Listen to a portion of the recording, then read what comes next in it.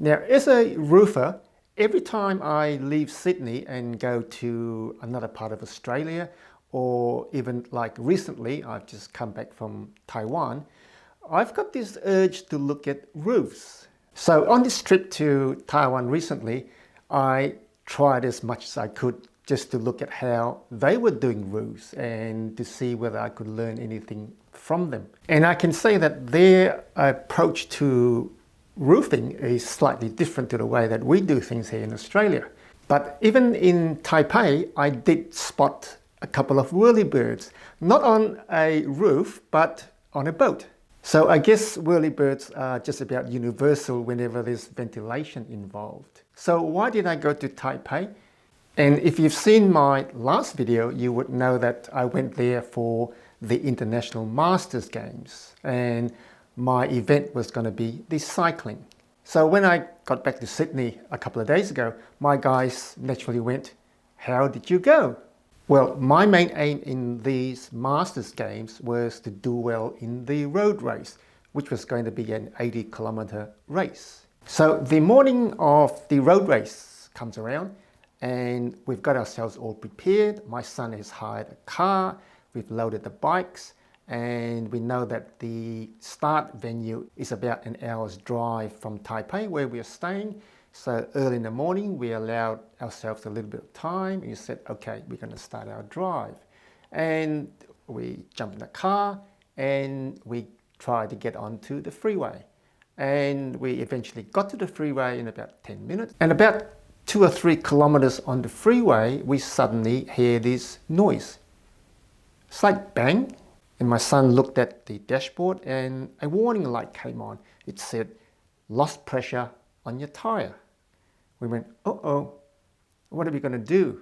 So the only option was to find an exit and pull off the highway.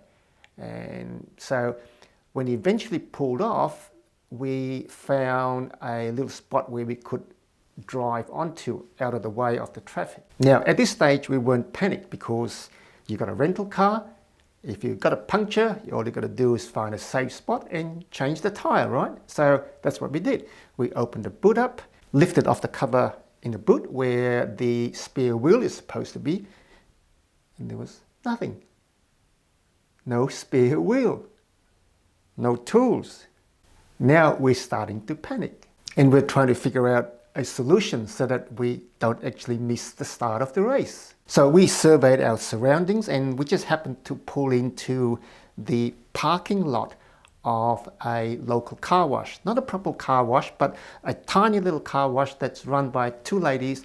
They do a manual wash. And really there was nothing they could do for us except suggest that we drive next door to a place where an old mechanic was operating to see if he could help us. So what else do you do when you got no other solution? So we drive into this little driveway and the old mechanic popped out with his compressor hose and said, "I'm going to blow your tire up." I said, "No, it's already blown up. It's got a hole in it." He didn't quite believe us, so he put more air in the tire and it just went flat. Now, on the subject of whirlybirds, our whirlybirds here in Australia may not be as colourful as these 2 whirlybirds I discovered in Taipei, but they basically serve the same function. I don't know how old these 2 colourful whirlybirds are, but they still seem to function. But whirlybirds eventually will fail, and we were asked to replace a couple of whirlybirds that had failed here in Sydney. And when whirlybirds fail, the bearings go and they make a really awful noise. So every time it spins, it will go squeak, squeak, squeak. In the daytime, in the nighttime, it drives people crazy. So the client says, "Can you please swap these 2 whirlybirds over because they're just driving us crazy." And you can see that the shaft on this whirlybird is actually punched through the top of the whirlybird. So the bearings have gone and you've got part of the shaft poking through. So when the whirlybird spins in very strong wind, you get problems. So now we're going to go through a few tips on a whirlybird installation so that if ever your whirlybird runs out of puff and it fails, you know how to get it replaced. Now, replacing a whirlybird is a bit simpler than putting a new whirlybird in. because you've already got a location. So all you got to do is pull the old whirly bird out. So what you have to do is take the whole installation out. So you take the whirly bird out and you pull the base out. So here are a few tips when you replace a whirly bird. Now the first thing you got to do is separate the whirly bird package into the three main components. We got the actual whirly bird that spins, that's one component. We have the throat, and the throat allows you to set the whirly bird so it is vertical. And then you got the base, and the base is just a plate with a hole in the middle. And don't forget the little strap. The first step is to get your base and slide it into position. Now the position is in a spot where the hole in the base is just downstream of the nose of the tile, so it allows you to put the tile back and not interfere with the actual hole in the whirly bird. Now once you've got the base in place, then you need to get your strap. You hook your strap over the lip where the throat is going to be sitting, and the strap then goes through the hole in the roof, and it is then screwed to the batten. And the purpose of this strap is to secure the whirly bird against wind uplift. The next thing you do is turn the downstream end of the base down and mold it against the nose of the tile. And on the upstream end, you would then turn the upstream end up so that water doesn't blow back and go into the roof. And you're done now with the base. Now the second thing you got to do is to put your throat onto the base. Now the easiest thing we've found is you would actually take the throat and put it on top of one of the tiles. And you would twist the throat so that you get the top surface of the throat almost horizontal. And then you put your spirit level on top of it. And you would spin your spirit level around to make sure that the top edge of the throat is horizontal. Get it as close as you can. You won't get it perfect because there's always going to be movement when you put the throat onto the base. And the main reason to get the top horizontal is that when you put your whirly bird in, it's spinning on a vertical axis because that puts the least amount of load on the bearings. So now you've got the throat about right. So you take the throat and actually install it onto the base. And once it's on the base, you would then do another check, spirit level on top, just to make sure that everything is still square and the top surface is horizontal. Now once that's done, what you do next is to put the little screws in to screw the throat on to the base.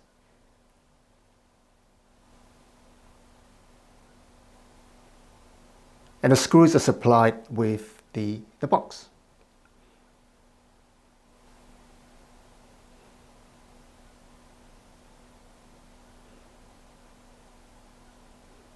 Now once the screws are in, you've got the throat secured to the base. The next step is to do a check again to make sure that everything's nice and level. And then put one more screw in, and that's the screw on this little clip. And the reason to put the screw in is this is the locking screw. It locks the whirly bird in that proper position so it doesn't twist anymore.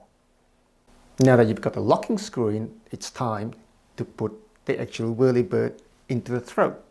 And now just make sure that the little plastic tabs are in the right orientation. You sit the whirly bird into the throat, and there are 3 screws to put in.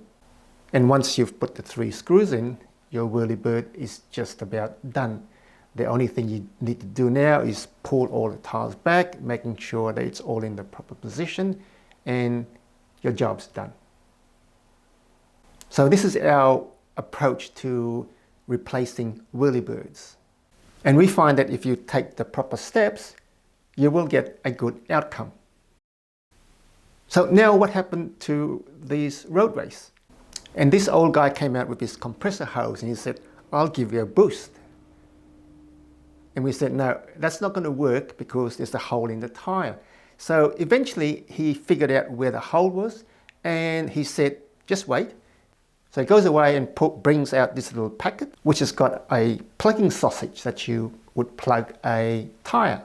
And this is what he proceeded to do: widen the hole, put the plug in, and he pumped the tire up, put some soapy solution on the plug, and he proved that it was going to hold. And it was like magic, right? We were now able to get back on the road again. We lost about 45 minutes. Well, fortunately, we took the right steps. We made sure that we had enough time up our sleeve, and we didn't panic when we found that there was no spare tire. And somehow we just let nature take its course. We bumbled into a car wash, then we bumbled into a mechanic. He fixed our tire. We're on our way. We're into our race. We start the race, and all we're waiting for is the outcome. So what was the outcome of the road race? Well, I won't bore you with the details of the actual race, but I know that what most of you would like to know is what happened at the end. Looks like gold, doesn't it? So being able to move to a different environment for a couple of weeks has given me a different perspective on different cultures and how people do things overseas, look at roofs and how they do things overseas. And now that I'm back in Sydney, it's more cycling and it's more roofing problems to be solved.